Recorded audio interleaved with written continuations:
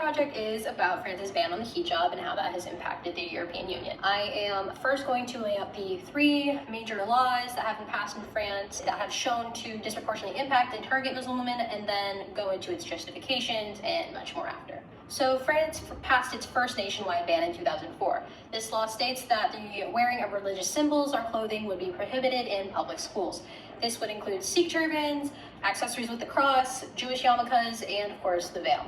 France passed its second bill in 2011, and this one particularly bans the wearing of face covering veil in all public spaces. The third and most recent bill that has been passed, actually just last year, is called the Anti-Separatism Bill. This bill prohibits anyone under the age of 18 from wearing religious symbols or clothing that signifies the inferiority of women over men in all public spaces. So what are the justifications for these laws? Well, when France passed its ban in 2004, the main justification was that it promotes gender equality. The veil is seen as a symbol of oppression because people only see that Muslim women are forced to wear them. And because of this, it makes them confined away from society, and it ultimately prevents them from fully participating in society. The politicians who push this notion, though, are really only focusing on one side, in which they're only looking at cases in which Muslim women and girls are forced to wear the veil. Also, it doesn't really make sense to me to say that this ban promotes gender equality, because how does a ban promote gender equality by telling Muslim women what to wear and how to dress?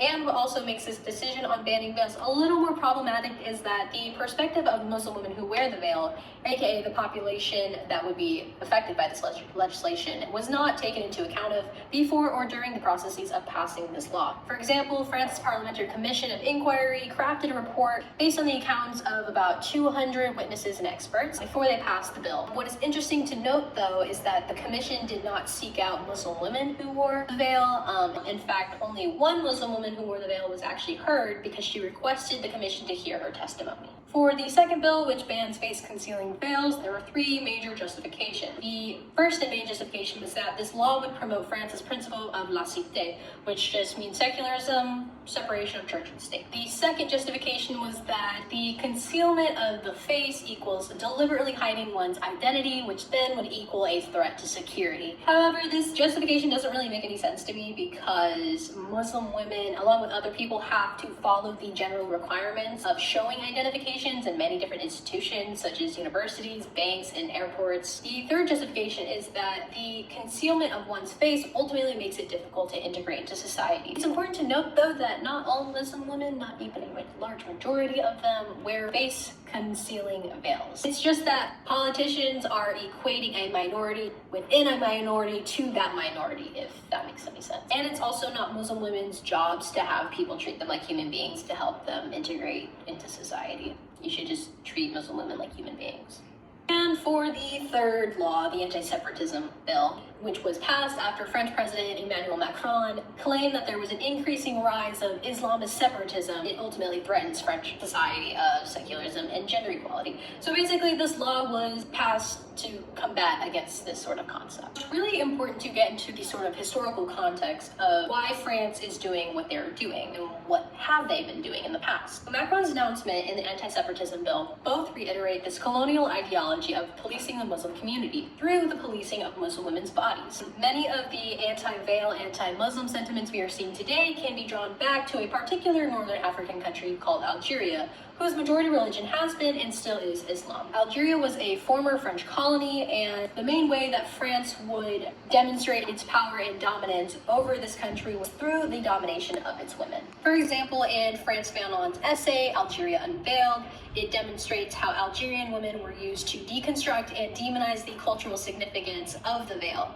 which would then inherently break down the Muslim culture and traditions in Algeria. So the French colonizers, they saw these women and they were like, yeah, they could play a very vital role in integrating their families and community into this country that we decided to colonize. And so similarities can actually be seen today, in which France wants veil-wearing women to assimilate with the non-veil-wearing population in order to curtail religious extremism. Now, let's look at the year 1958. This was the year when the Algerian War of Independence occurred. It was ultimately sparked by a series of public ceremonies of unveiling Algerian women. These unveilings were led by the wives of the French officers who resided in Algeria. These women wanted to liberate the Algerian woman from the trappings of the veil. However, it has been found that many historical records that show Algerian women to have either been persuaded, paid, or even forced to partake in these public ceremonies. And they also even had to chant the slogan, "Let's be like the French woman." In other words, let's be like the white woman. So this prospect of colonialism, along with just a bad case of Orientalism, is what ultimately made such a demonizing narrative of what Islam is to the West today. However, you can't have colonialism without racism. They're basically synonymous with each other, in my opinion. And so the West makes this sort of assumption that the veil is seen as just a symbol of oppression and submission to Islam, and only that, which then, violates one's individuality and freedom. Basically, this assumption is really just based out of this concept called the white savior complex. For those of you who don't know what the white savior complex is, it's basically when a white person or white people believe that they need to save a less privileged, marginalized, oppressed group or individual from their suffering. However, more harm is done than good typically, because the white people who partake in this kind of behavior really do it for their own satisfaction and do it to gain performative action points, instead of really focusing on the systemic improvements of the welfare and well-being of these oppressed groups or individuals. So to run it back, Westerners, white people, see Muslim women as being oppressed for wearing the veil. These Westerners take it upon themselves and decide for these Muslim women that they just need to be liberated. And so what do? They decide to ban the wearing of veils. Interestingly so, this complex also seems to intersect with the works of white liberal feminists. In this thinking, white liberal feminists tend to believe that they need to save and liberate their fellow oppressed women of color. Also, remember when I was talking about those public ceremonies of unveiling Muslim women, and how it was the French wives of the French officers to be the ones to actually physically unveil these Muslim women?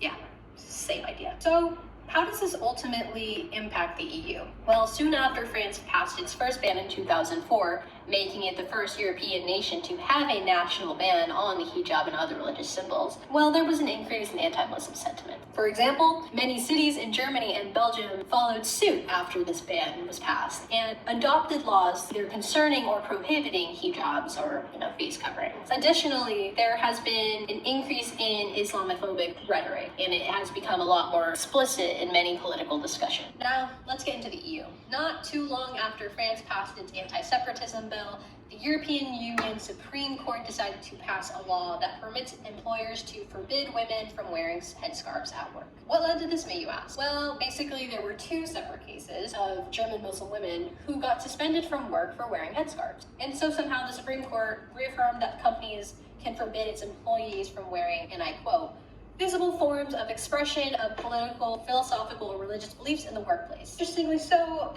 this law is not considered discriminatory because it does not explicitly state that it targets Muslim women or any other particular group. Now, there are mixed feelings and opinions on these laws. Some Muslim women welcome the change because they have been in circumstances where they were forced to wear the veil. However, we can't ignore the other side, in which there are Muslim women who choose to wear the veil. In their perspective, they see these laws as oppressive and a violation of not only their religious freedom, but also their agency as women. In fact, many Muslim women have reclaimed the meaning of the veil. Not only can it be a symbol of their culture and religion, it can also symbolize resistance, whether that be in opposition to colonialism or even the status quo. It can also be seen as a socio-political statement because some Muslim women wear the veil to protest against a patriarchal society that sexualizes women's bodies. And ultimately, others see it as a symbol of liberation. It's not the veil itself that makes wearing it liberating. What makes it liberating is that women can have the choice to wear or not wear it, and that is why so many Muslim women see it as an ultimate violation of their freedom.